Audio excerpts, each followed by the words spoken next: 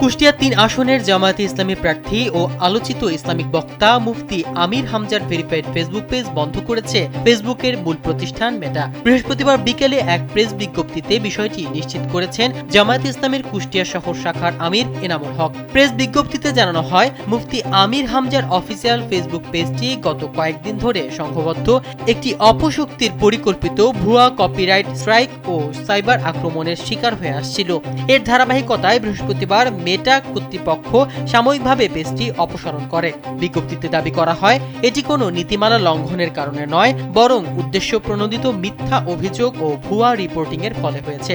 বিজ্ঞপ্তিতে আরও বলা হয়, মানুষের ভালোবাসা, সমর্থন ও ক্রমবর্ধমান জনপ্রিয়তায় ঈর্ষান্বিত হয়ে একটি চিহ্নিত মহল এ কাজ করেছে। এনামুল হক জানান, পেজ পুনরুদ্ধারের জন্য ইতোমধ্যে মেটা কর্তৃপক্ষের সঙ্গে যোগাযোগ করা হয়েছে এবং প্রয়োজনীয় তথ্য ও প্রমাণ জমা দেওয়ার প্রক্রিয়া চলমান রয়েছে।